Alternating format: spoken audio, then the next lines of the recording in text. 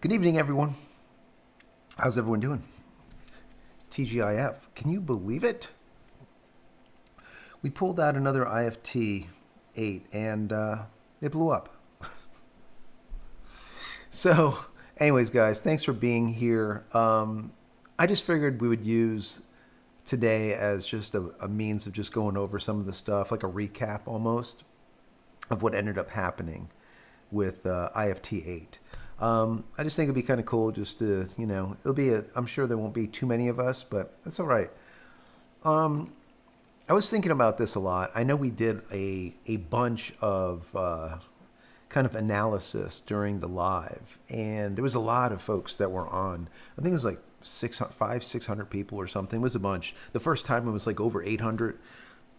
So it was really good. And everything looked great, right? Everything looked great until the RUD happened, the rapid unscheduled disassembly, and just blew up once again over the Turks and Caicos Islands somewhere. Very close friend of the show sent us over email immediately with some footage, and I shared it. And then other footage started coming in that people were sharing, and then I was putting it on. So I want to kind of go through it a little bit. I want to get your guys' thoughts on it. What do you think about all this? Because for me, Starlink is everything, right? Now we have an alternative. We have a fiber connection, but who knows if that stays up or goes down. We know Starlink is really solid, all right? Yes, in the rain it might have some issues, but when a lot of the terrestrial goes down, Starlink just keeps working. It doesn't really make a difference. So I like having that because right now we are broadcasting through T-Mobile, the fiber, as well as SpaceX Starlink. So all three of them are kind of sending the data out. Anyways, let's say hello to everybody. We got Gallagirl here in the house. Thank you for being here. Andrew Lee is here. Ricky Joe, thank you for being here. Let's see. Rana, good friends. Good friend, how are you doing? Thank you for being here. Fragile's here. Piney Woods is here. Renee, Truth. We already said Andrew Lee. Let's see who else. Drone Oki. I like it. Charles, thank you for being here. Anyone that is new, definitely put an emoji or throw something in the chat so we can say hello. Charles, once again, Joe is here. Rubicon, thank you for being here. David, our GSD rules, thank you for being here. Low Tech Greg is in the house. Yeah, it was like a lot of people. Like I said, there was hundreds and hundreds and hundreds and hundreds and hundreds of you guys on for the flight, and it was just so exciting. I mean, I didn't feel good. My throat's still not the best, but it's better than yesterday. And, all in all, I enjoyed it because we actually got to see the trifecta. They caught this damn thing again with the chopsticks, and it's like, that's three. I mean, they got the Super Heavy down, right? Super Heavy's down. Starship, that's another story. And I don't know. I want to go through some of it with you today. And what I'm going to do, let me flip over. So should we put the chat in here? I mean, we could do that, right? We could put the chat in here so that you guys can see yourselves. Why not, right? Why not? Let's see. Where is it? YouTube chat? Here you go. Let's go and stick that in here. I should have a camera behind me so you guys can see what I go through to get this all to work.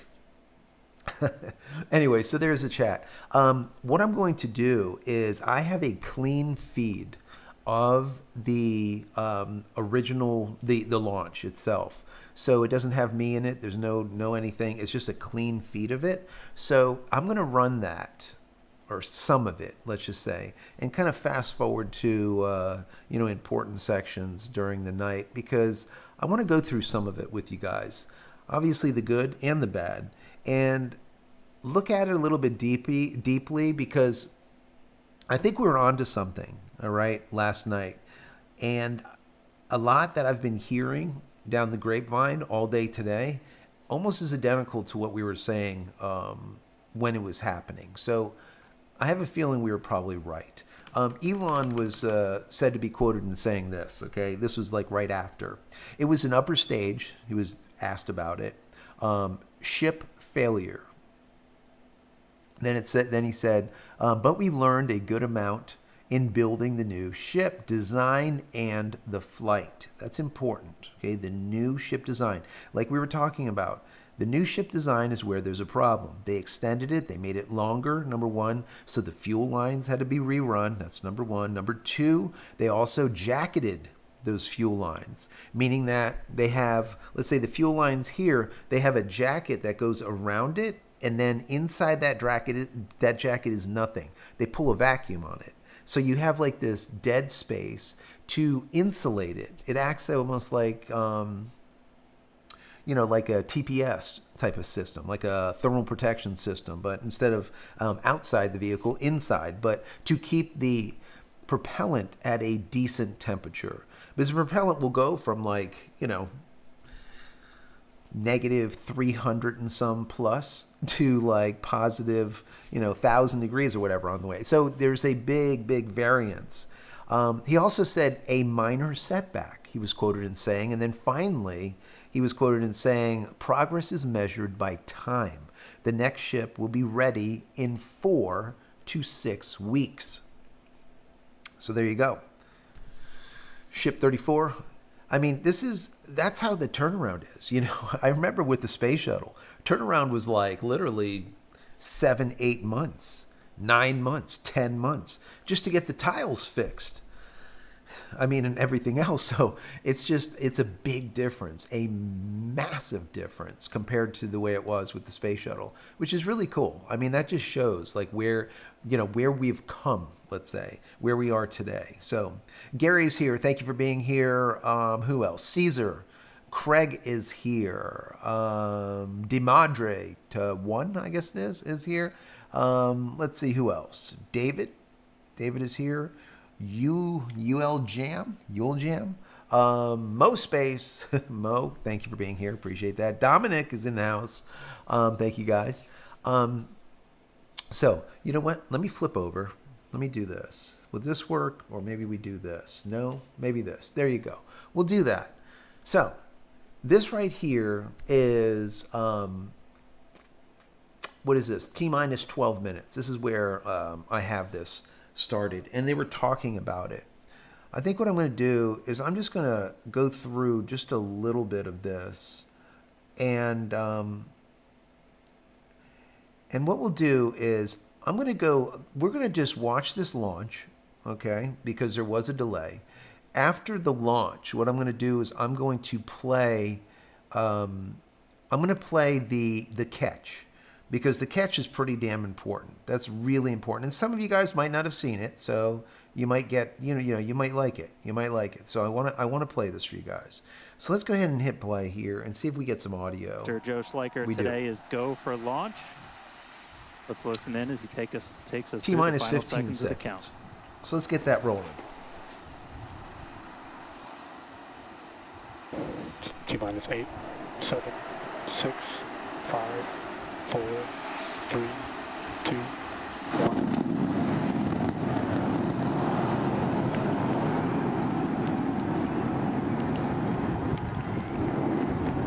We got the phone. Vehicle pitching that range.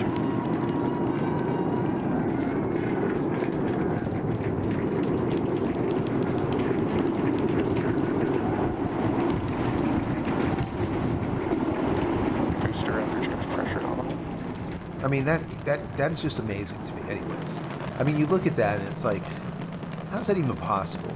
This thing is like, what, 30-some stories, 40, 50 stories. It's just crazy, the size of this thing. All right, it's absolutely massive. A little over 40 seconds. I'm going to turn him down a little bit so you can hear me. So, everything was nominal, right? Everything was perfect. And you could see all 33 engines was just lit. We can see it down here. Let me see. Do I have my pointer on? I do. So you can see this pointer. Matter of fact, you know what? Let me get megabit out of the way. We'll put megabit over here. Okay? So just to get them out of the way. We don't want to kind of mess this up here, so we can see what's going on. All right. So that's good. Let me also extend this down here a little bit. I think we're good. I think we're good with that. Okay. So We can see all 33 Raptor engines are on. No problem. Where there was a problem is after we'll see one of the engines going out later on in this, and it ended up being 2 engines. So the 13, right, were on, and then all of a sudden 2 were gone. So let's go ahead and just fast forward this a little bit. Here we go. So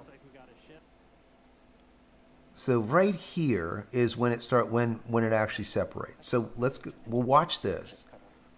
Engine cutoff. Here's the hot staging, and boom, there you go. And you can see the 2 pieces, right? There's separation. Looking good so far, looking good. Engine startup. Now watch these engines. Now take a look. You see this? We have 2 engines that are out of the 13. So we have 11 currently on. But we see that the inner 3 are still good. Now remember, those are the ones that you're going to be using to land it eventually, okay? So that we don't want to ever see out, because that's going to be really important at the final landing and getting it exact, right? They're fully gimbaling, and they do the hard work at the end. So we're seeing two. Let me hit pause for a second here. So we saw there that there's 11 engines on out of the 13. And I remember saying at the time, I said, don't worry, because they're going to fire those 13, they're going to fire those up again at the very end when they need to slow down the speed of that super heavy once it comes in through the atmosphere, to slow it down. And then finally they'll use the inner 3 to kind of guide it in. And I said, when they relight these things up, you might see, because that happens sometimes. You'll get these engines that go out, but then they'll relight. And that's kind of what ended up happening. So let's just go forward and see this this landing, which I think is unbelievable. I mean, I don't know. This is definitely one of those things also that does not get old. So let's go ahead and come in through here.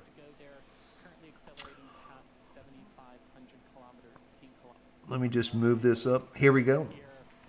Into the flight, everything looking good for the Super Heavy and for Starship today.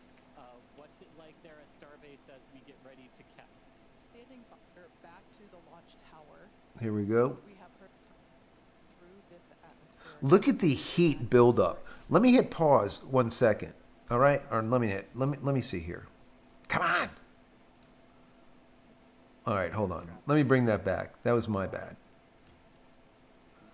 All right, where did it go? Here we go. Right here. Okay, let me hit pause this time and not stop. Do you see that heat?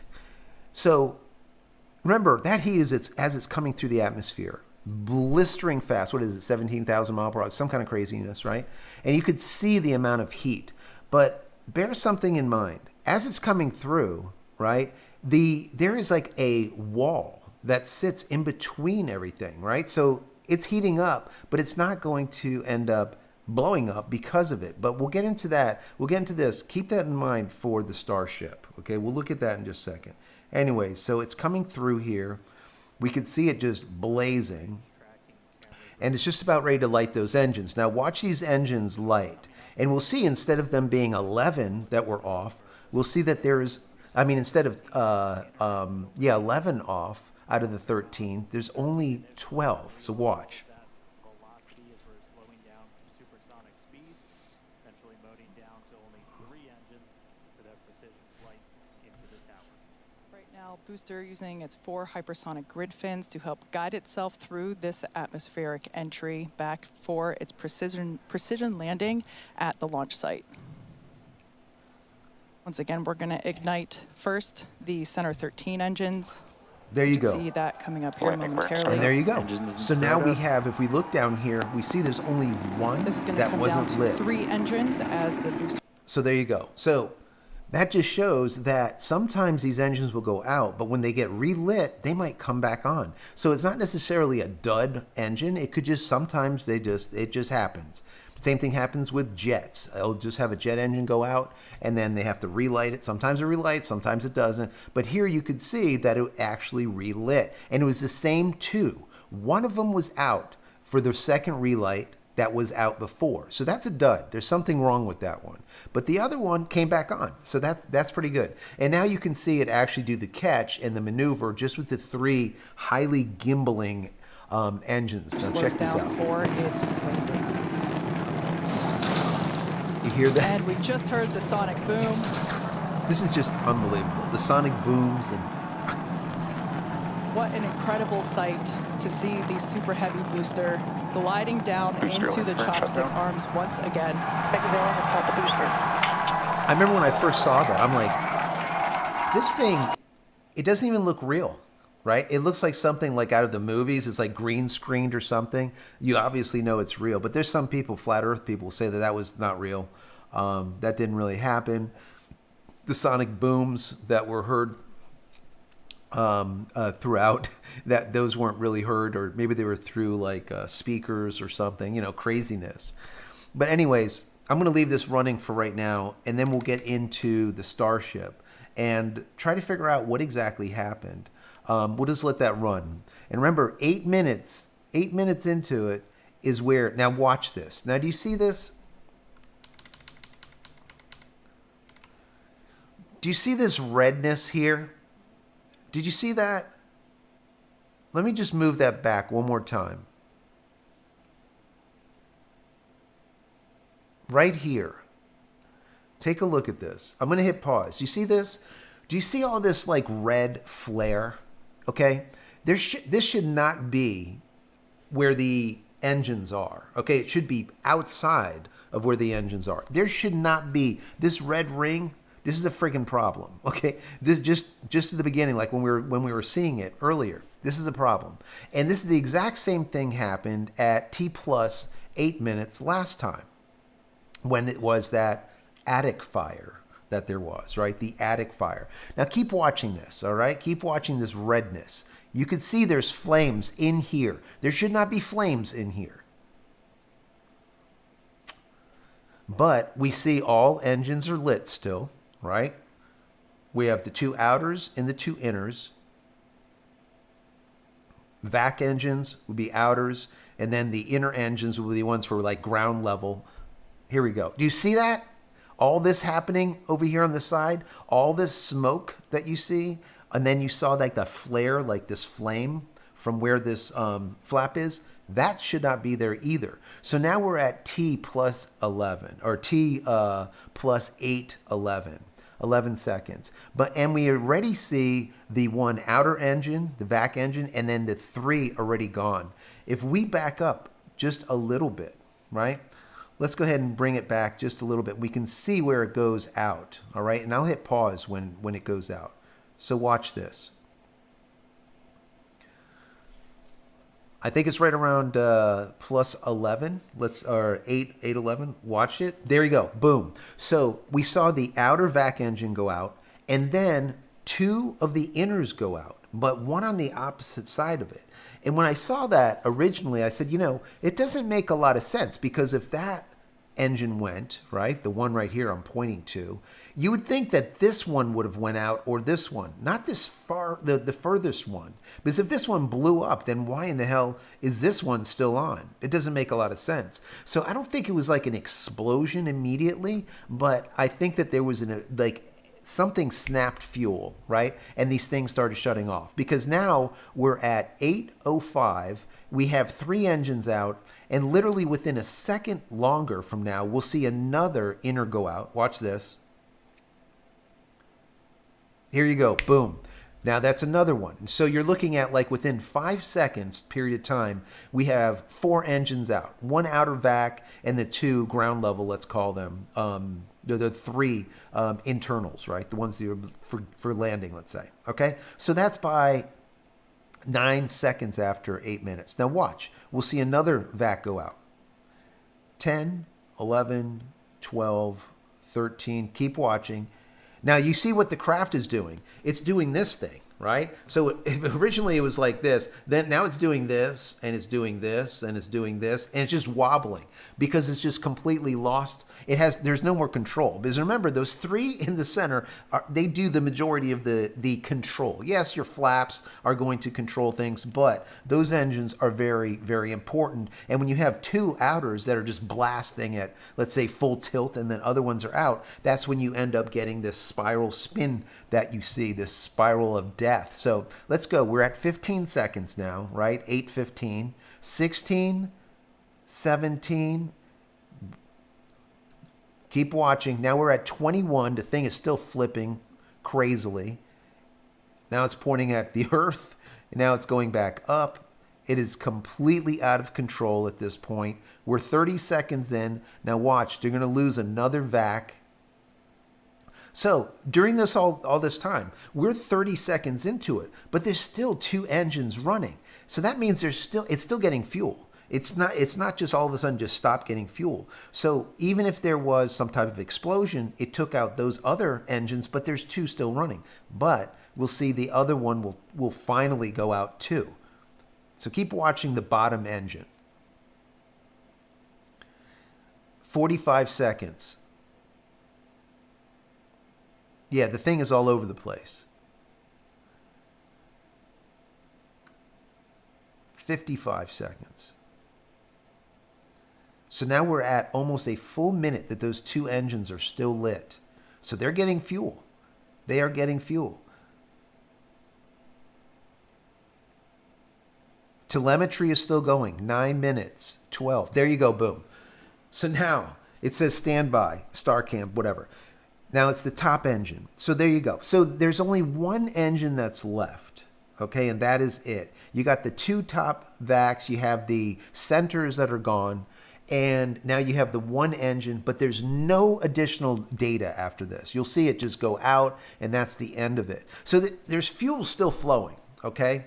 Because the telemetry is still showing it, and we can see just by the speed and the altitude that it actually was. Now, remember, this got to like 145 kilometers. It's right now at 139. So it's lost already in the last minute. It's lost 5 kilometers. So it's dropping, okay? It's spinning out of control, and it's dropping. And I believe at this point, 9:13, 14, and you can see the ship. Look at telemetry on the ship. It is flipping all over the place.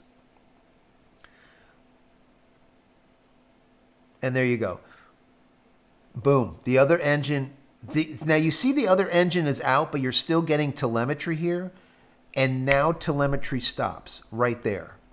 So what that means to me, now, this telemetry should be spot on, right? The timing of the telemetry should be literally to the millisecond, okay? Because it is radioing the stuff back through Starlink, through other means. I think there's 3 different connections. So by seeing that, there was still that one engine on, literally to the last minute when they pulled the plug on it and blew it up, because they saw that it's dropped. It's at 134 kilometers when they pulled the pin and just let it either autonomously explode itself, or they push the button, the magic red button, right? One or the other. But we saw that it was up to 145, 146 kilometers, and it's down now to 134. So we dropped, over 10 kilometers. That's not a little bit. So you can see that it was completely out of control. Now, when we look at this, right, and we see the flames, the fire that's in that cavity, it reminds me of IFT-7. That's the exact same thing with IFT-7. So if you guys don't know, so let's say this is our prop, right? Starship.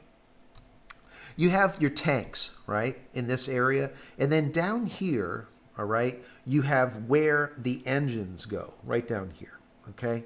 Well, in between this area, there's what they call the attic. That's what they call it, whatever. Basically, if you think about it this way, it's like a vacant area between the engines and the fuel tanks. Let's look at it that way.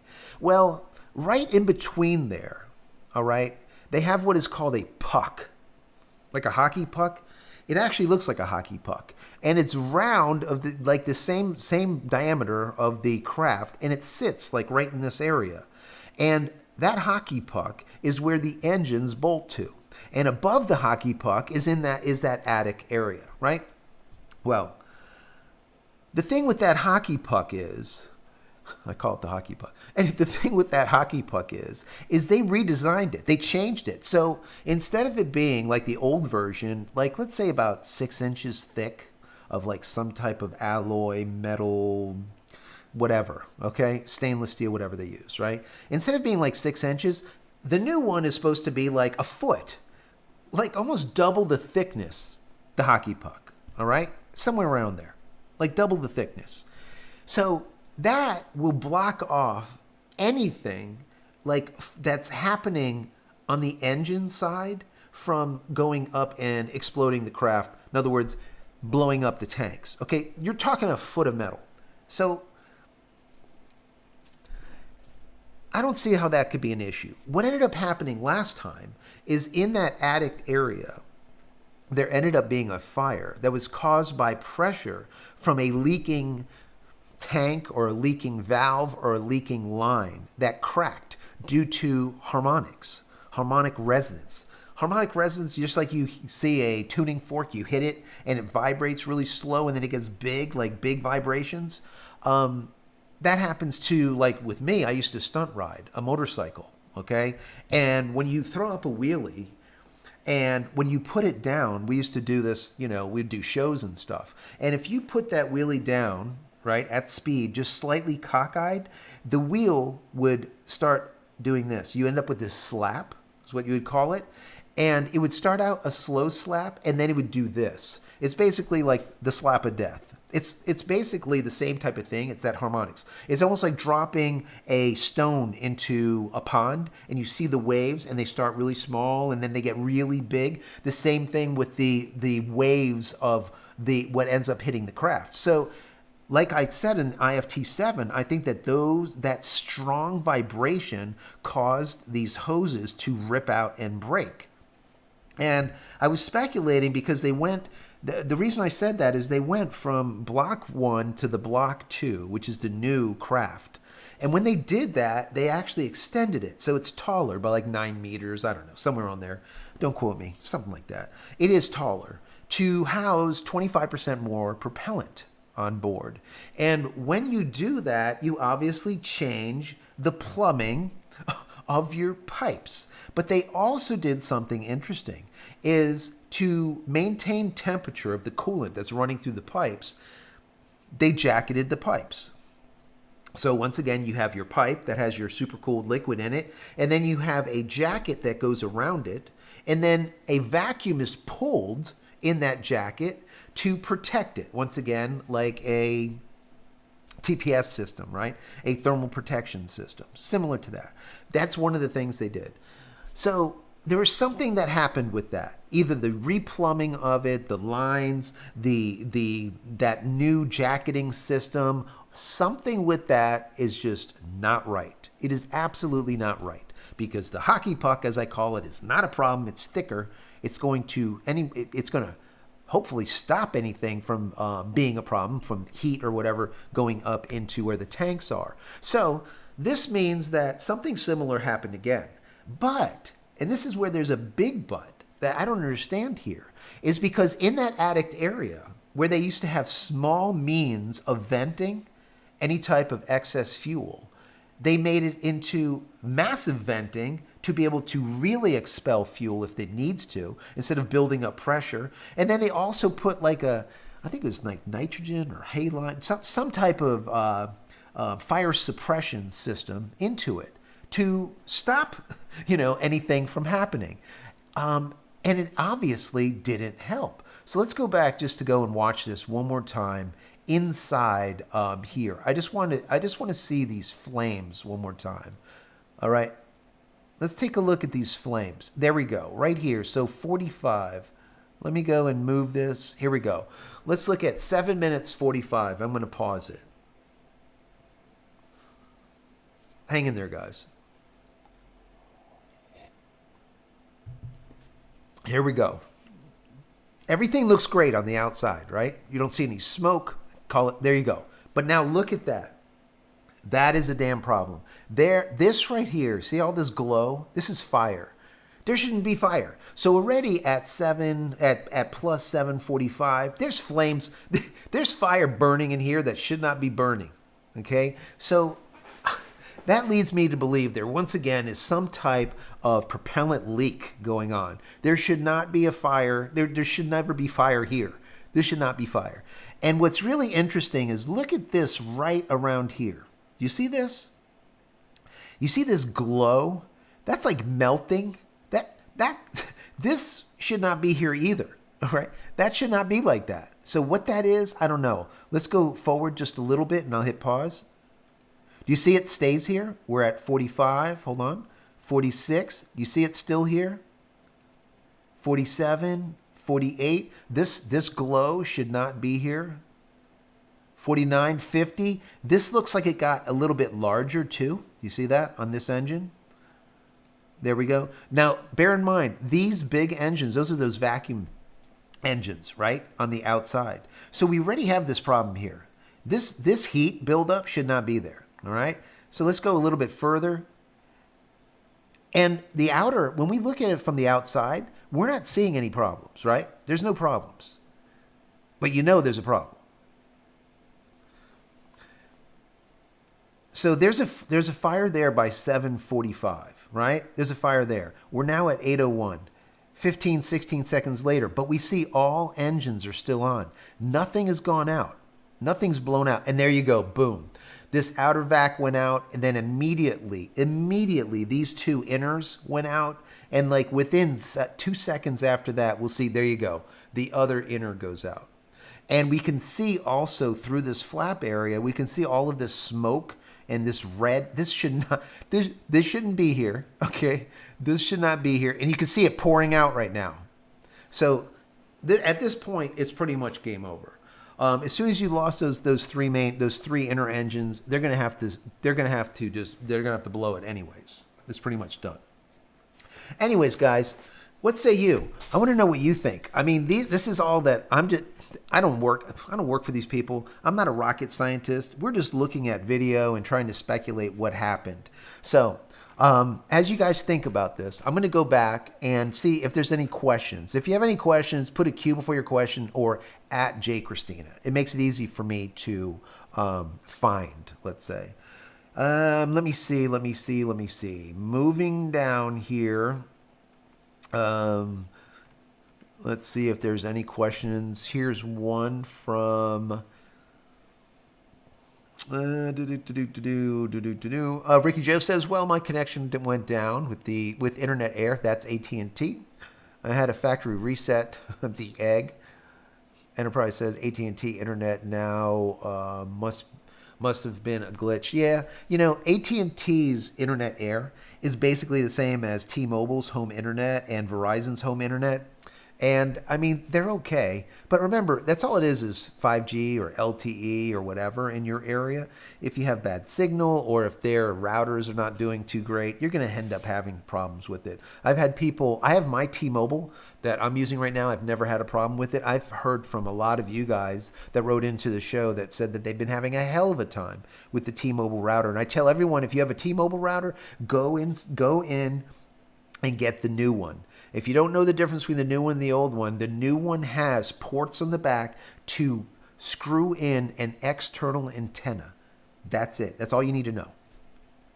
As long as it has that, you know you got a new one. Let's see. Sleazy, how you doing? How you doing, Sleazy? Do you think SpaceX have to redesign the propulsion system following up on the S-34? Yeah. So, yes. I think that they really need to look at the plumbing. I think they have a plumbing problem here. I mean, honestly, I don't know what else to say. Let me just flip over to here. We'll look at more of that in just a minute. So yeah, I really do think it's a plumbing problem because they changed once again the structure. They changed things around. They put a bigger hockey puck in there. They rerouted stuff. They put that sheathing around the piping to maintain, as best as possible, a more consistent propellant temperature than when they don't have that sheath. So there's a lot of changes that went on here. And I'm kind of disappointed that seeing that this happened right around 8 minutes, the same thing that happened with IFT-7, that means that whatever they did to fix it didn't fix it, obviously. They did a lot of things with harmonics, the harmonic resonance thing, the shaking, that could have been the problem with this. If that's the case, it could have definitely been a structural issue, start pulling out pipes, vibrating so hard, breaking stuff loose, causing a leak, so on and so forth. But when you look at the outside of the ship, it doesn't seem like there's this massive leak going on, right? And also they have that means of dissipating any type of leaked gases that are in the attic area, pushing them out with that I think it's nitrogen, that suppression, that fire suppression system also pushing out any type of excess leaked gas. And we didn't see that. If not, we would see pouring out, smoke. It's not smoke, but you know what I'm saying? So we didn't see that. So that's where there's something else going on here. I don't know. So yeah, I have a feeling it has something to do with the plumbing. They need to replumb this thing. There's something that's just not right there. Now, could it be harmonics too and not the plumbing? Yes, that could be the case too. But supposedly they did a lot of reinforcing of the structure to stop that shake, that vibration. Remember, 8 minutes in doesn't make a lot of sense, folks. And the reason being, at 8 minutes in, 8:40, whatever it was, they were literally like 30 or 35 seconds before engine cutoff. That means that they're already done. They're at 145, 100 and close to 150 kilometers. It's done. The next time those engines need to fire up is coming back in, right? For a landing burn. That is it. So they were done. They did what they're supposed to do. And then literally they were running for 5 minutes? They were running for a while. So literally 30 seconds before they end up burning up. We saw those hot spots. They shouldn't have been there. So something was already up at, plus 745 or whatever. Those hot spots shouldn't have been there. Anyways, what do we got here? Andrew says methane readings definitely look wonky. Yeah.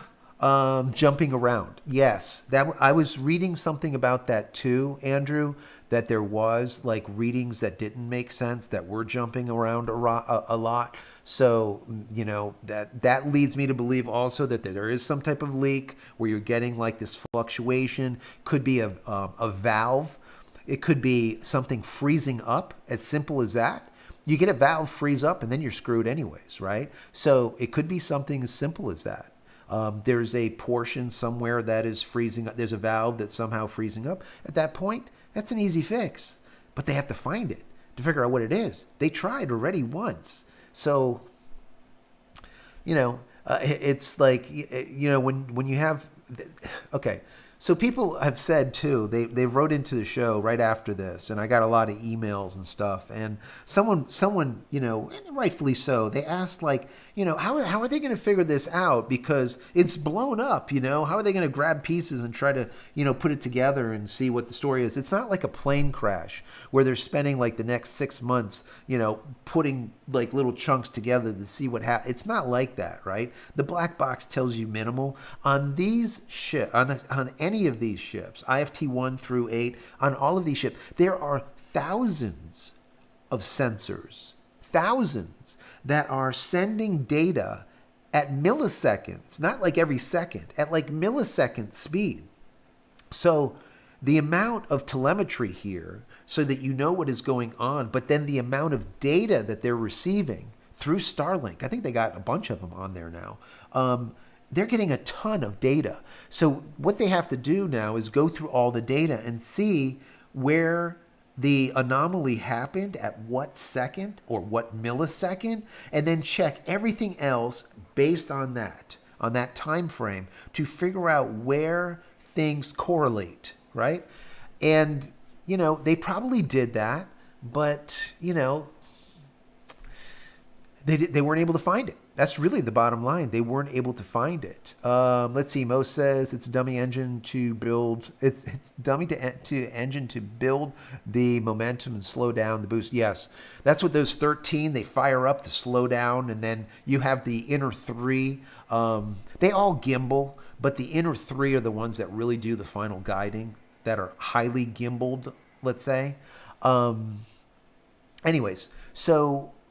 The bottom line here is something ended up happening with those RVAC number 1, and then it went to the inner 3 were gone, and then finally another one of those vacuum engines ended up going out. And even to the last second, when they blew it, or it blew itself, they kept it. One engine was still running.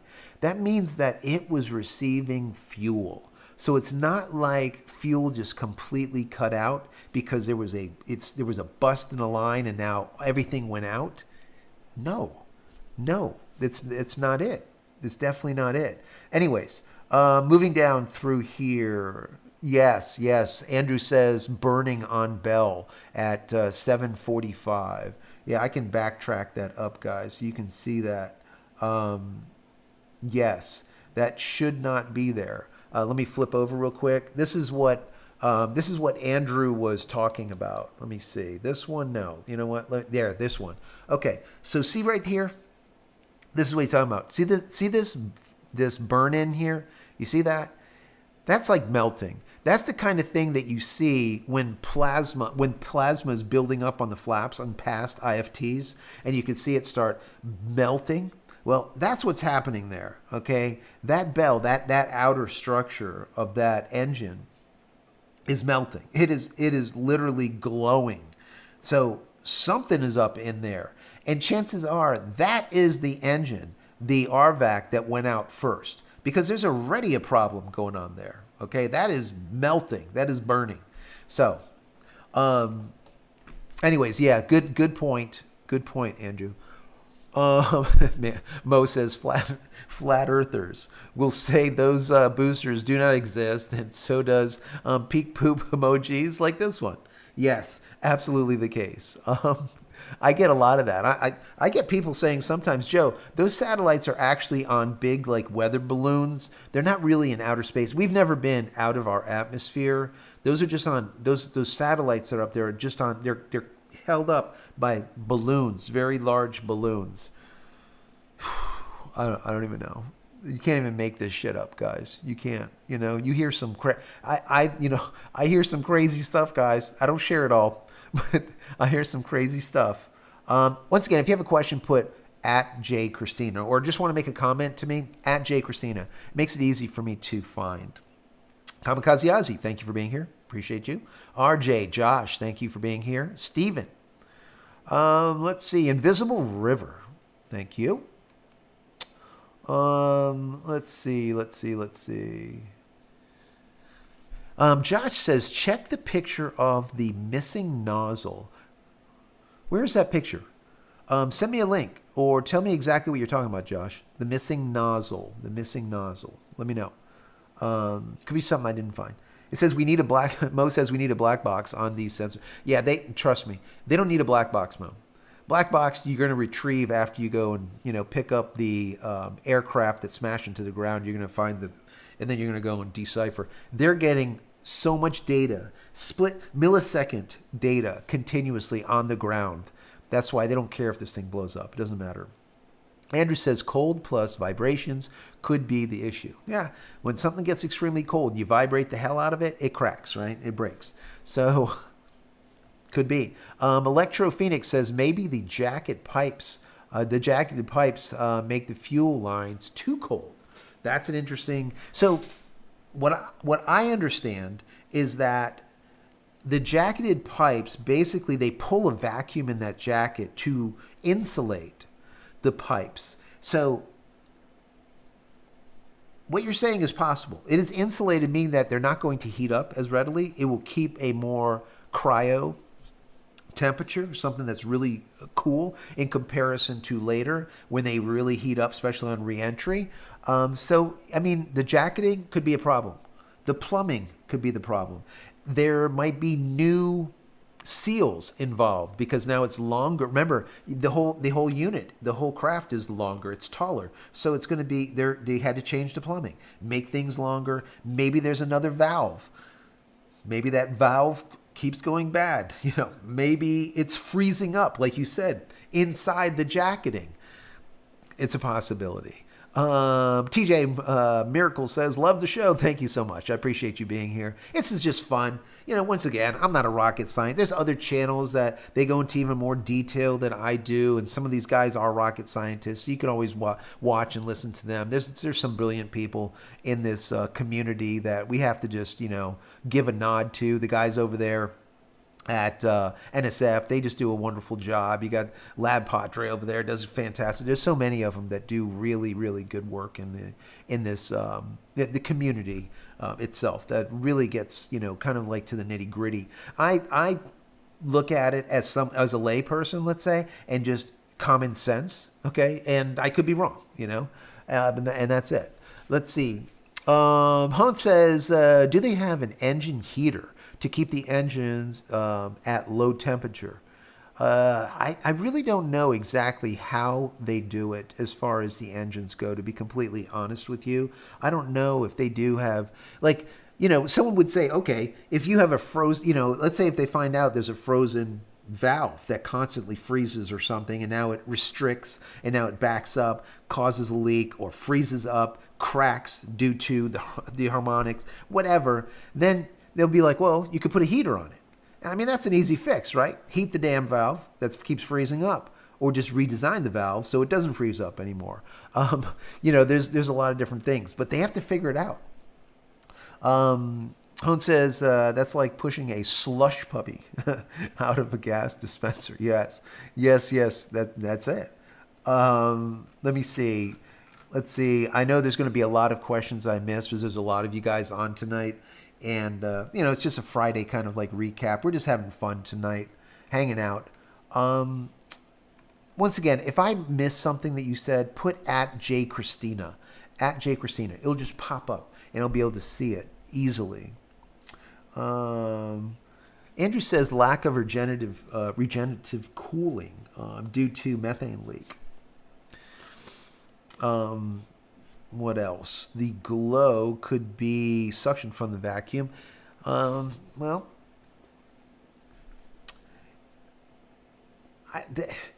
you know, for that metal to glow, that it's got to be hot. So, I mean, anything is possible. But remember, this is at the end of its burn. So, all the engines, like when we look at that picture, let me just pop it up again. This one. When we look at this picture, we can see this burn-in happening right here, right? We can see that. Now, we can't see what's on the other side of this. Maybe half this damn bell housing is melted. I don't know. But we can see right here there's definitely a burn-in. And for that metal, because remember, this metal is made to turn red hot and then cool back down, and red hot and cool back down. To see that area like that, when everything else is cool, let's just call it, and then see all of this glowing flame on this internal area where there should be. I'm surprised that this camera, I don't know where they put this camera to catch these flames, didn't melt. How we're even getting this footage here, I don't even know. I don't know. So, interesting no matter how we look at it. So, Kamikaze Ozzy, thank you for being here. Let's see. Moving on. Once again, if you have a question, put at JCristina or Q before your question.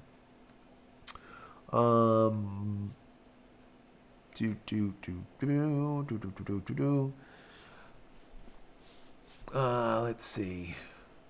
Yeah, I'm not sure about a heater, honestly. I'm not sure about a heater. I don't know what they're going to end up having to do with this. Andrew says, I think that one of the fuel lines, the one with the toasty RVAC, the one that we saw with the burn-in there, failed. The others were taken out in a possible engine explosion. Yeah, so I like that theory. right? One of the RVACs exploded and took out the inner, okay? But the only problem that I have with this, now understand this, and this is, I could be wrong. So if this is the engine that blew up, the one that has this burn in right here, if this blew up, okay, we saw that this engine would be this outer right upper engine right here. But we saw that this engine, this inner, right, engine on this side went out. So if we were looking at this, it would be this one, let's say, would blow out, but then the one over here would have went flame out. Well, if you think about it, if this engine blew up, it would have taken out these two on this side, not the one over here first. But when we look at telemetry, that's not how it went down. This upper outer engine goes out, and then this inner engine, but on the opposite side, goes out.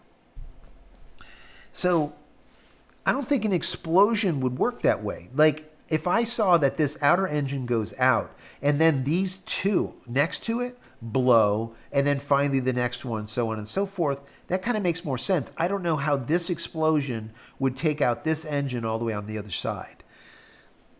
We're just speculating here, obviously. I don't, we don't really know. We don't know. Let me go and extend this out. Here we go. Something like that. I think that looks better. We're losing that engine, are we not? Yes, we are losing that engine. Let me go and drag. Let me drag this down here. Bear with me. We want to make sure that you can see everything. Let's see. All right. Here we go. Okay. There it is. So let's grab. Hang in there with me, guys. I don't want you guys to miss this because it's important. Let's see. Let's grab this and we'll pull this down so that you can actually see it. Here we go. There we go. Now you can kind of see it a little bit better. I'll just drag that down. Perfect. Peter Gosling, thank you so much. Wow. Peter just gave 5 free memberships. So, Brian, you might have just got a membership, okay? A free membership. Brian, Force Ghost Jeremy got a free membership. Mitch got a free membership. T Vans NC got a free membership, as well as Riley, I guess. So, if you got a free membership, say thank you to Peter. Peter, thank you so much for your support. Really do appreciate it. It helps out a ton, an absolute ton. But back to what we were saying here, obviously, when I see this, we know that there's a problem going on with all the flames and everything, but this burn-in is definitely a problem. But how does this engine on the opposite side go out? And if I just move forward a little bit, let's just go forward right here. So this is where it's actually by 8:15. So I'm going to hit play. Watch this. And I'm going to hit pause so you can see it again. Oh, 3, 4. There you go. There it is. That's what I'm talking about. Do you see this? So first we saw that outer RVAC go out, and then the opposite engine on the other side. So like I said, how does that happen? You would think if this engine, this RVAC blew up, it would take out the two next to it. It wouldn't take out the farthest one. And that's why, did it blow up? It could have. Maybe it's a telemetry issue. Maybe it's showing the telemetry, but the telemetry is off. And actually the other two blew up, before this one does, because this is at 8:05, right? Now watch.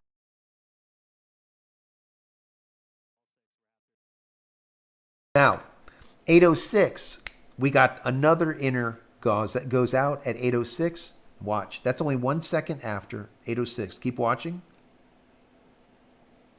And there you go, 8:08. So from 8 minutes plus 5 seconds to plus 8 seconds. So you're looking at 3 seconds. In 3 seconds, you have all 4 engines out. But it's the sequence that kind of gets me thinking. Now, like I said, is this telemetry off? It could be. Because remember, we're dealing with seconds here. So, who knows? That we don't know that. But if it is the case that this is correct telemetry, then I can't see any reason why that furthest engine would go out and not the two closest to the one that exploded. So I don't know. What say you guys? What do you think about this? What do you think? Let's bounce back over to here. All right, good. Let's see here. Let's see. Once again, thank you so much, Peter. Really appreciate you. Thank you for that.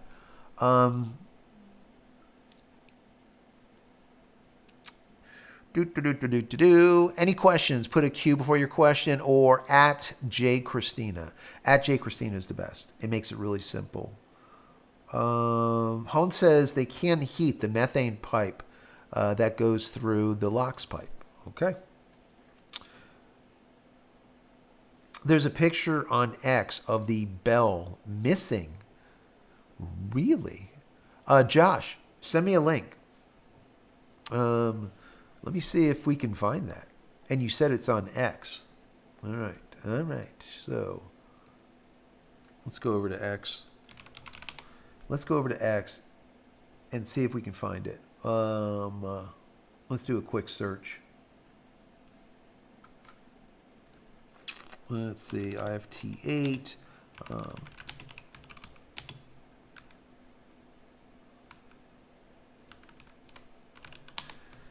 Let's see what we can find.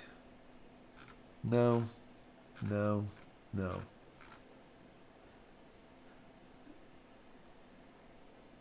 Yeah, that's. I'm only finding the bell housing glowing, the one that we just looked at. I don't see the missing one. So if you find it, send me a link. All right, I would appreciate that, Josh. I would appreciate it. Send me a link. Let's see. 2222 flame proof.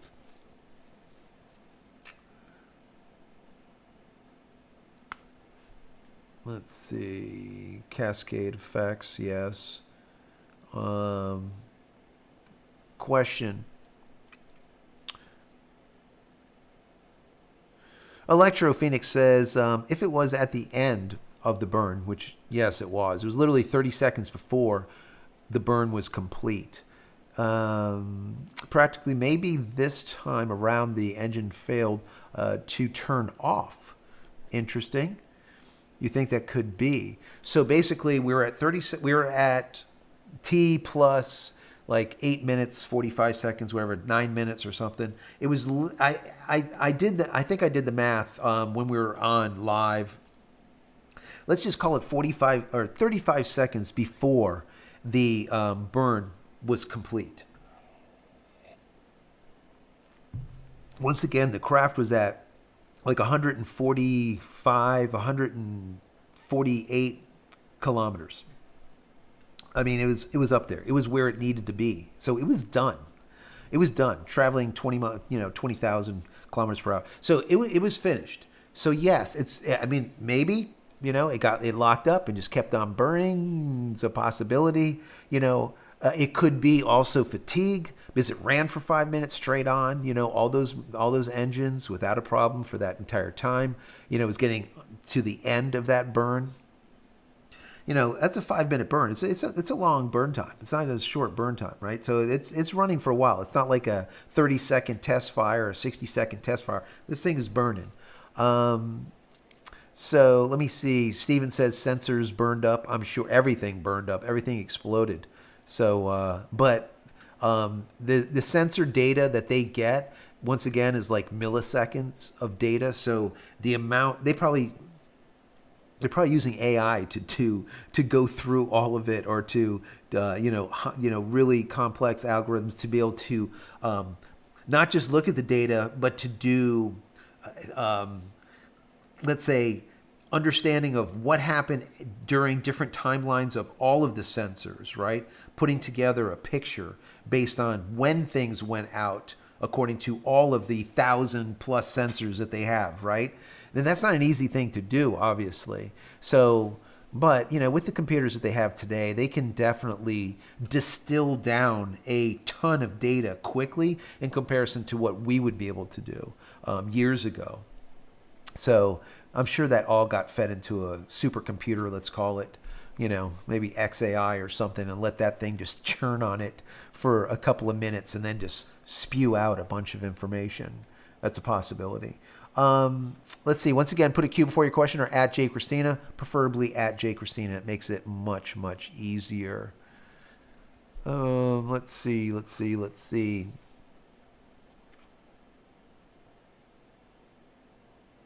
Anthony says one thing is that the pressure could also play an effect. Absolutely. You can see shock diamonds at sea level. That shouldn't happen in space. Yeah. There wasn't any sort of bell detachment. It may cause issues. Yes, I didn't. So, and that someone wrote, Josh said that there was like, I don't know, chunk missing or something. There was a problem with one of the bell housings. The only thing that I got to see was that burn-in that you can see where the metal is melting. But we're looking from inside out, and we can only see a portion of it. We can't see the other side of it. That would be nice. But who knows? Maybe they have a picture from the other side that I'm not aware of. So once again, if you guys find it, let me know. And Anthony says telemetry could be slow. It could be. Absolutely. Telemetry could be bad. The telemetry that we're getting, though, I think is pretty accurate because the telemetry is not coming just through Starlink. It's coming through 3 sources in totality. So that's why I always say, when you see telemetry go out and the ship is not moving any longer, that second, when you see that happen, it's gone. Because even if like Starlink failed or one of the others failed, there's always a tertiary. There's always 3. So they would have still been able to get telemetry if one went down. When you see all telemetry out, it's exploded. It's not even there anymore. It's gone. Let's see. Colin says booster still has issues with engine cutting out and failing to ignite. As long as the booster is captured, tear down, they can always do a direct analysis of it. So the booster had 2 of the inner ring, 2 of the 13 inner ring that didn't light, which is kind of an issue, right? But remember, those 13, okay, they only light for about seconds, maybe 5 seconds or something, 10 seconds. No, I think it's like 5.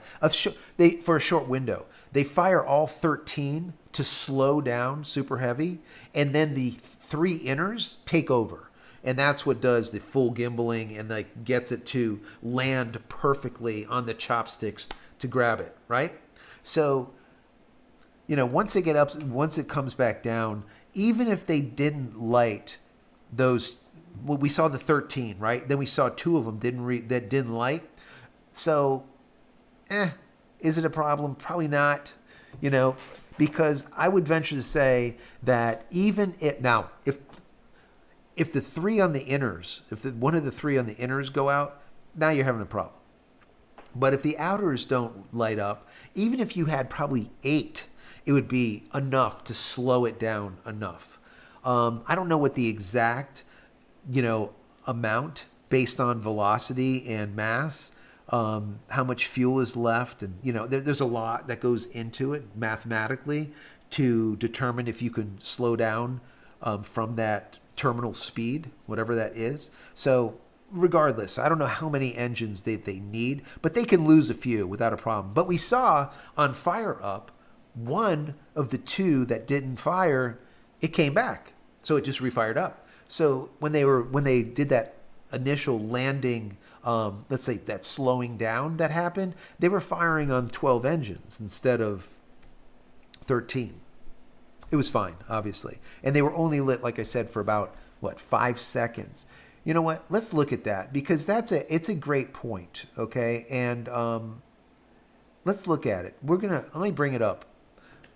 I think it's very, very interesting. This is the landing, and we'll just play that. Just watch. You can see over here telemetry. Watch the telemetry. You'll see the 13 light, or excuse me, 12 light instead of only 11. So let's go ahead and play that. Itself through this atmospheric entry back for its precision landing at the launch site. So watch these right here. Once again, we're going to ignite first the Center 13 engines. There you should go. see that coming up here momentarily. You see that? Only one didn't. And there you This go. is They're gonna come off down already. to 3 engines. So what was that? Like maybe 3 seconds? Maybe 4 seconds? That's all that it needed to be able to slow that thing. All 13, or it was actually 12, and now they're just using the 3 inners As the for booster slows guidance, down for basically, its- to go and land this thing. Look at that. And we just heard the sonic boom.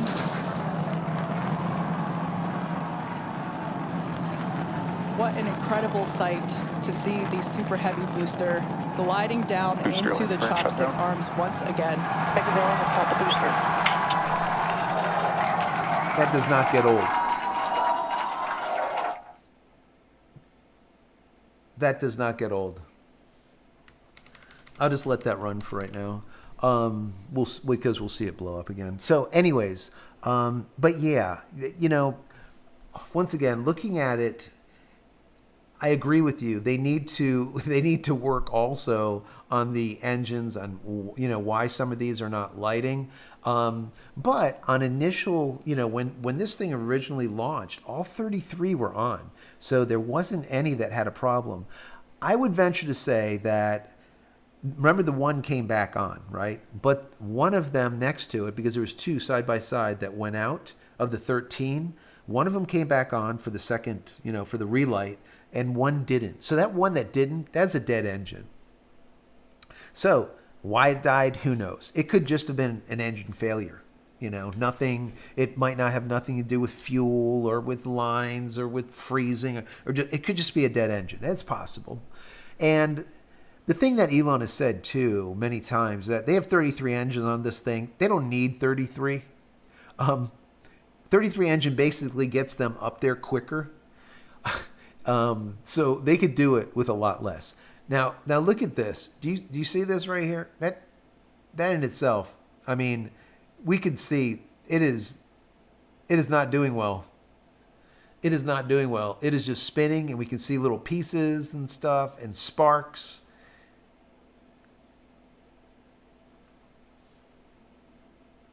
Let me just go back just a little bit, and you can see this thing spinning.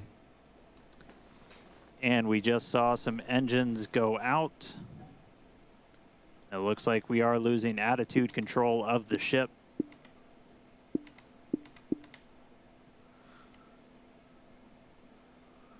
Lots of sparks. But what's odd is you don't see dumping of fuel, guys, right? You don't see that attic vacating, using that nitrogen or whatever they are, pushing out like getting video down excess from the ship. fuel, You can see right? we've Due to lost several fuel engines leaks. and we've We lost don't see attitude that. I control don't of see the it. vehicle.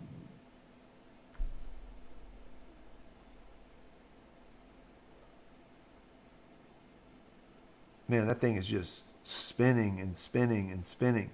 And you can see at certain spin points, you can see it kind of go through its own flames, right? You can see all of a sudden it gets red. So we'll continue to stick with it. Cameras are going out. It thing is spinning For those of around. you Look that at the telemetry on the craft. It doesn't know what it's recently doing. joined us, It's we everywhere. had a successful liftoff of the 8th test flight there you of go. Starship, followed by So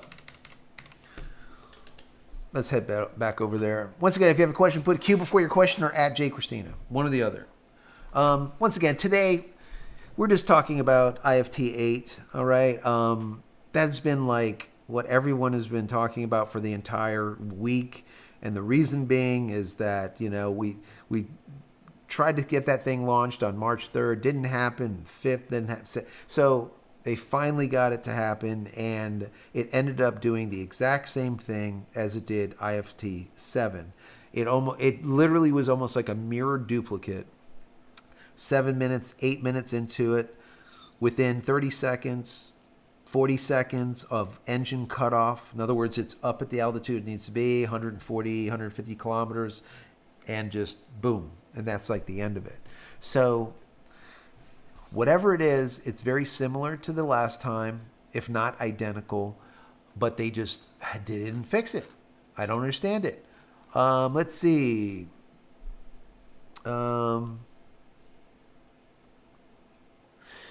Steven says, will they use Ship 35 to refly the IFT-8 mission? So it will be, Steven, they will call it IFT-9.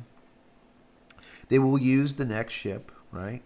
And what will end up happening is they're going to put in updates just like they did this time, because IFT-7 blew up the same way.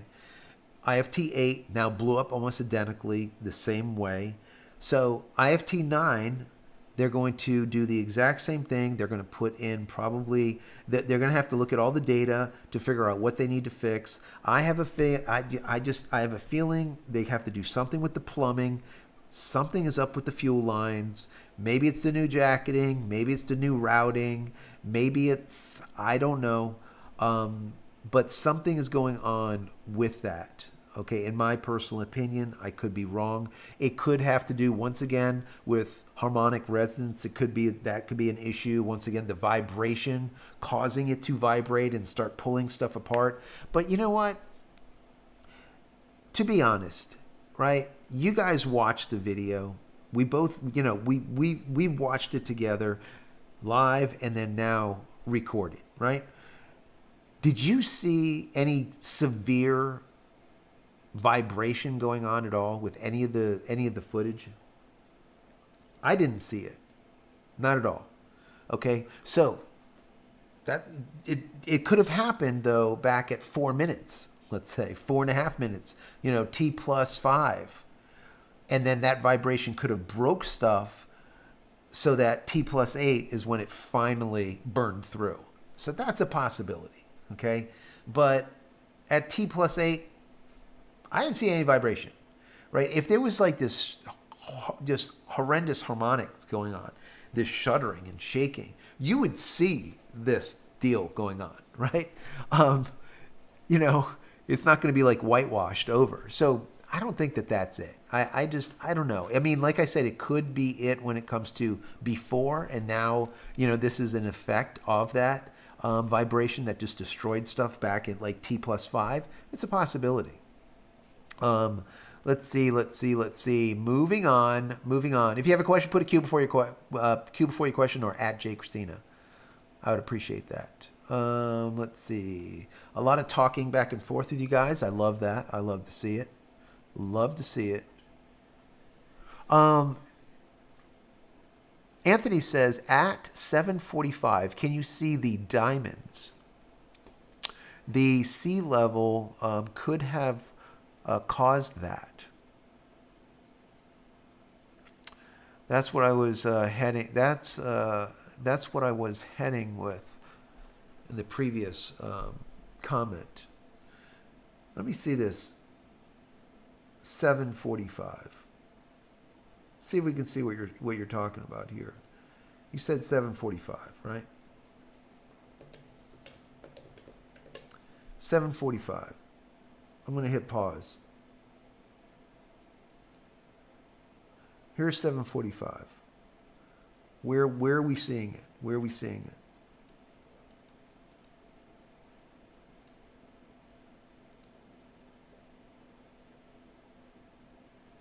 I'm seeing a lot of blue flames right down here. A lot of blue flame right down here. Red flame on the outer. And then I see burn in through this bell. This bell has the burn in. Blue flames right here. Blue flames right here. Let me go ahead and rewind it just a little bit here. I wish it would do a better job, but that's okay. Let's go ahead and watch it one more time. Look for the blue flames on the inners and the red on the outer. Right here. Do you see this? Red outer, blue, almost aqua flame there in the center. Very interesting. Very interesting.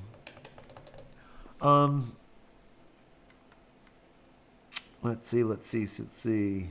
In order to solve the engine problem, the whole craft has to be controlled first. Yeah,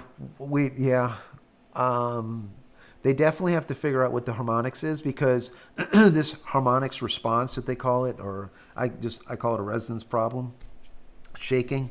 That was not an issue, obviously, with Block 1 ships. It happened with Block 2. What did they do? What did they change between Block 1 and Block 2 that would cause the harmonic resonance problem? What did they change? Let's see. So, question. It could be internal harmonics. Absolutely, Peter. That could absolutely be. Could be something that, I mean, just like when you pluck a string of a guitar, maybe it's kind of like plucking, instead of a string, but plucking one of the feed lines. And the feed line starts out doing this little bit of vibration, and then starts doing vibration like this until the thing is slapping around like that until it breaks. It's a possibility. That's one thing. Harmonics is a nasty, nasty thing. Nasty. And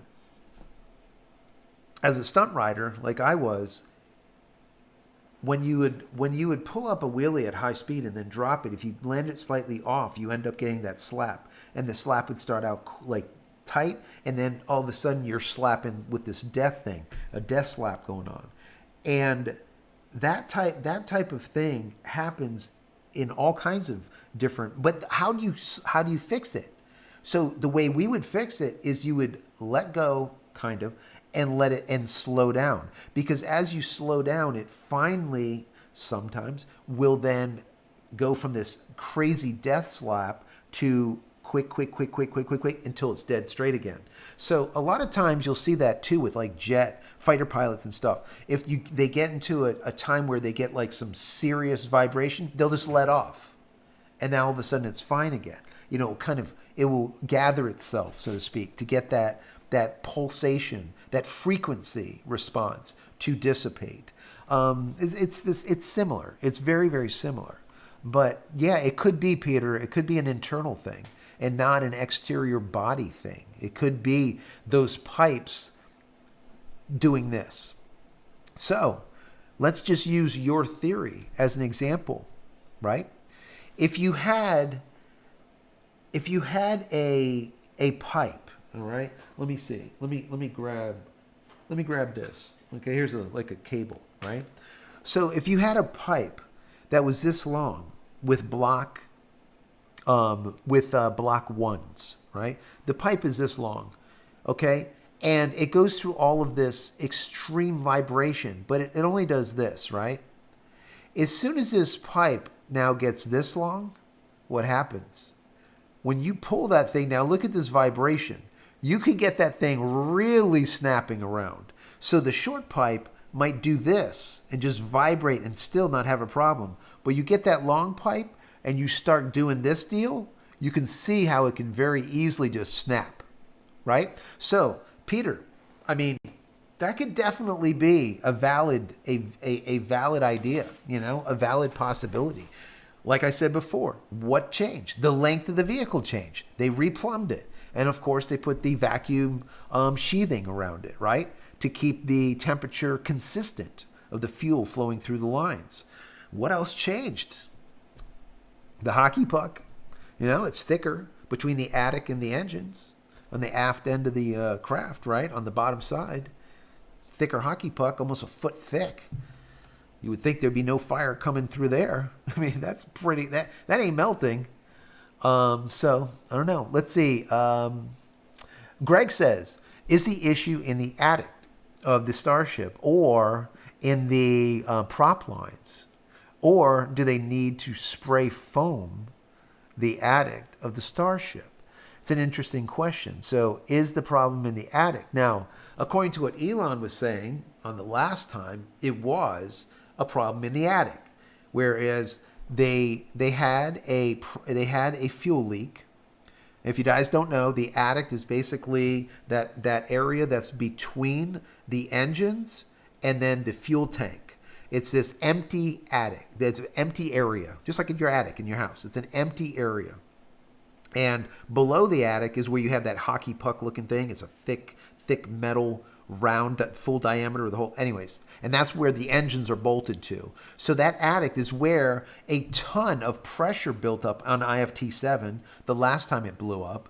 A ton of pressure until it finally caused a fire in the attic, which ended up blowing up the ship. Well, they changed that with IFT-8. They made a lot of pressure release. It's massive, where they can push out a ton of pressure without a problem.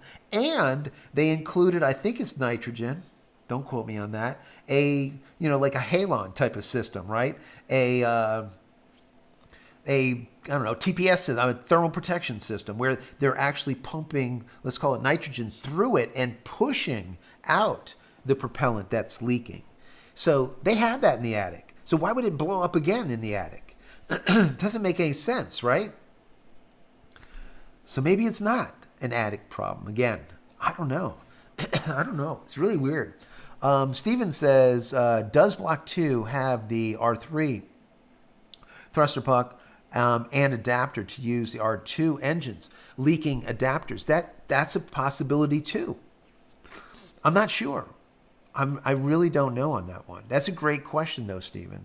That is a great question, because if that is the case, and they're using they're using a puck that's specific for like R3s for the new improved Raptor 3 engines, but they're using Raptor 2s. Is the plumbing off or whatever? I mean, it's possibility too. It's definitely a possibility. Something's not, something doesn't jive there, and it's definitely a possibility. Peter says maybe the engines are too powerful. I would say no to that, Peter, and the reason being is they're using the same Raptor 2 engines that they used from IFT-1, IFT-3, 2, anyways, from many times already. Okay, so Raptor 2 engines, they work. Okay, we saw some flameouts at the very beginning, but they fixed that. And we saw, every launch after that, all 33 lit, all 33 lit, all 33 lit. So I don't think it's the engine where the issue is. I think it's a problem between Block 1 and Block 2 design. So what that problem is, I just hope that they bring it to everyone's attention, because I just would like to know. I would love to know. Peter says it could be the engines are too powerful, creating the harmonic. Yeah, well, definitely. The harmonics is definitely from the engine's raw power, but pushing through the atmosphere, and the extra slushing 25% of propellant that's in there now that wasn't there before, slushing around, right? So, there's definitely that. I did like, the theory of the guitar string, like I was saying. If you have a short guitar string and you put forth a wiggle to it, a harmonic wiggle to it, it might do this, but then it will go tighter and tighter and it'll stay. It's not a problem. But now all of a sudden, when your craft is now taller, and now all of a sudden your pipe is this long, that same vibration could now do this to it, and you have this pipe slapping around like freaking crazy until it pops. If it was smaller and this long, it wouldn't pop, because it wouldn't be able to get that wicked whip that a big or a longer pipe could. I really like that theory a lot, because it just, to me, makes sense, because it's I think that's, you pluck a string on a guitar, the smaller the string, the tighter that pluck, it doesn't, you don't end up with that, but you don't end up with that. You get a long string, you pluck it, it gets really violent, right? So is that the reason? Who knows? I really don't know, but it could be. It could be. Let's see. Once again, put @JCristina. @JCristina. I'll be able to see your question or anything that you want to kind of talk about. Stick it in there.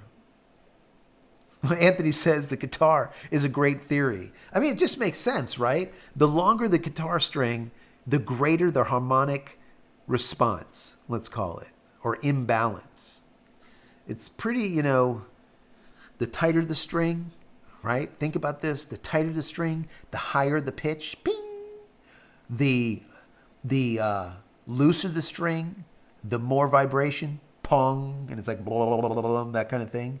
So, I mean, I'm going to write to Elon. Elon, tighten your damn pipes, dude. And your pipes are too long. It's very simple, Elon. Tighten your strings and make them shorter. Oh, God. I'm laughing now, but that ends up being the case. Then I'm going to really laugh a lot. Anyway, so that would be funny. Tighten your damn strings, Elon. Yeah. Mo says Starship needs to go back to the drawing board and redesign everything. Maybe even making it wider so that the weight of the Bell engines are stable. I don't know. Mo, they didn't have a problem with like I said, the Block 1s. And it's just, in my personal opinion. So the way they work is iteration and innovation, right? So they iterate, innovate. Iterate, innovate. And that's when you see Block 1, right? And then all the fixes, right? Block 1.1, 0.2, 0.3, then all of a sudden Block 2, right? All those iterations and then an innovation when they actually change the model and they innovate and change things up. So now we're going to have Block 2. And then we have Block 2. We already see 0.1 and 0.2 failures. So 2.1 fail, 2.2 fail. We're going to be going to 2.3 now. So, and then they'll keep these iterations and then finally innovate to Block 3. It's the thing is when we see like blowing things up constantly every month, people have to understand it's like that's how they make things right. Is they constantly do these iterations and then finally an innovation. And unlike NASA, this happens at this breakneck speed. So when we look at it, it looks like they're just failing all the time. Well, it's just they're failing quickly. We can look at it that way. They're failing quickly. Just like a business. Fail quick and then move on to something else. Whatever you do. Fail and then move on. And that's what they're doing. Anyways. But yeah, Mo, they a redesign.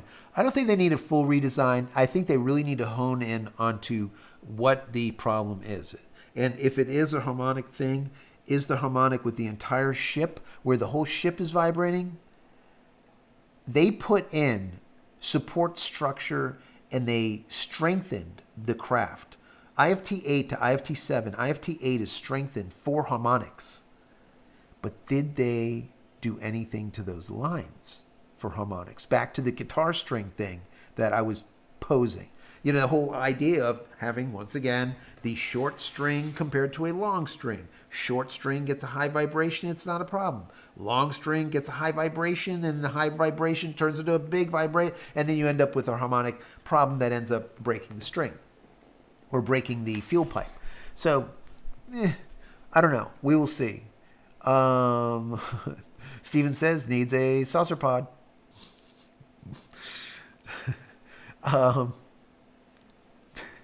Call it a saucer horn. Yeah, I like it. I like it.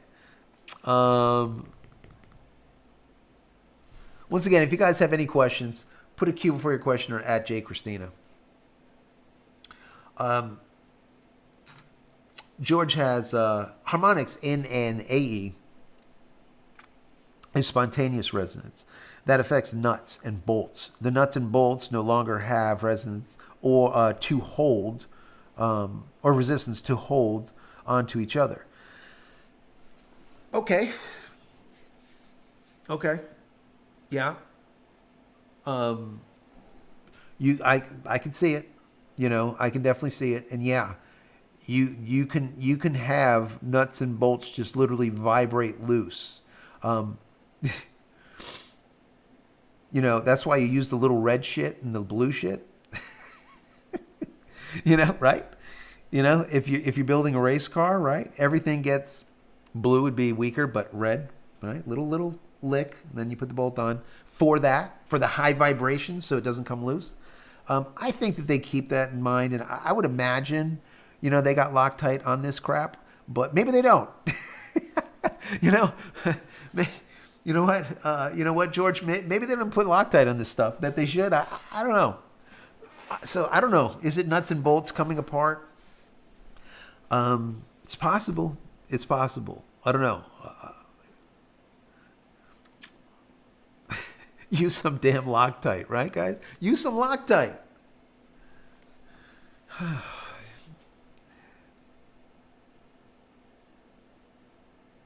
What is this? Hone says the top of the booster can look like a crown with 4 teeth. Yeah. Yeah, kind of. It does. Actually, it would be 3 teeth, right? So if you guys don't know, the top of the booster, actually, you have your hot staging ring. Well, on the top of the hot staging ring, you have 4 things that look like teeth, and they're like guides, and it guides the ship over it. Okay, and 3 of those little guides that look like little teeth like this have pins, right, that grab onto the ship and that kind of hold it down. The 4th one doesn't need it, but it kind of looks like that, right? I remember watching, I think I was watching like NSF, I don't know, I was watching some live footage, and they were putting the Starship on top of the Super Heavy. And someone screwed up, guys. I thought it was fully autonomous. It's not. I think someone's driving this damn thing with the joystick because they screwed up, okay? Because a computer wouldn't have screwed up like this. Because I was watching it, and when you looked at, you know, here's like Super Heavy. When they saw them like try to line it up to get the Super Heavy to come down perfect on it, one camera had this thing perfect. It looked great, right? Everything was great. But from the other view, it was like off. And they're still lowering it, and they're lowering it, and I'm like, what the frick are they doing? And it's getting closer and closer, and I'm like, it's not lined up, guys. And it's closer and closer. Then all of a sudden you see one of these, the guide like pins that looks like this, like a guy. All of a sudden it goes kunk, and like a chunk launches off and falls to the ground. Then all of a sudden you see little ants on the floor, I guess looking for the piece that fell off. I'm like, holy shit, what the hell are they doing? So someone screwed up there. Okay, but anyway, so then they had to go and take it down again. Then they had to go stick. As a matter of fact, if you look at the community page, you'll see I showed a picture of like little guys walking around in the hot staging ring, like looking for chunks or whatever, wandering around. I'm like, oh my God, I would not do that job for nothing up there. But yeah, they're walking around and stuff. And then I guess finally they fixed whatever they needed to fix, or they figured out that it didn't need to be fixed because it wasn't, you know, imperative. It's not going to affect anything. And then they lowered it this time perfect, really slowly the last time when they stacked it up. But yeah, they chunked the hell out of that thing. I don't know what ended up happening. So anyways, guys, I'm going to get going. We've been on here kind of this chit-chatting for a bit now. And, you know, number one, I just want to say thank you to everyone that's been around, hanging out during this whole IFT thing. I've been doing a lot of coverage on it because I do enjoy it, and I hope a lot of you guys enjoy it too. But I'm going to get back into all of the Starlink stuff, the Linux stuff, and all the rest of the things that I normally do on the channel. This has just been really big because I really wanted this to work. I wanted to see IFT-8 get up there into orbit and actually launch out through the PEZ dispenser the 4 Starlink prototypes. They're not even prototypes, duds, okay? But they weren't able to do it. So again, they weren't able to launch, to open up the PEZ door, launch those things out there. They weren't able to test the TPS system, the new thermal protection system, with the active cooling on those tiles, the metallic tiles, the missing tiles, and all the rest of the stuff. All of the things that they wanted to test with IFT-7, now they were going to test with IFT-8. They have to postpone it for IFT-9. which really sucks. And I really wanted them to be able to test the PEZ dispenser, because the sooner they get those dummy satellites to come out of that PEZ dispenser properly, the sooner we're going to see version 3 SpaceX Starlink satellites in orbit. So, it just didn't happen. Sadly, but it didn't happen.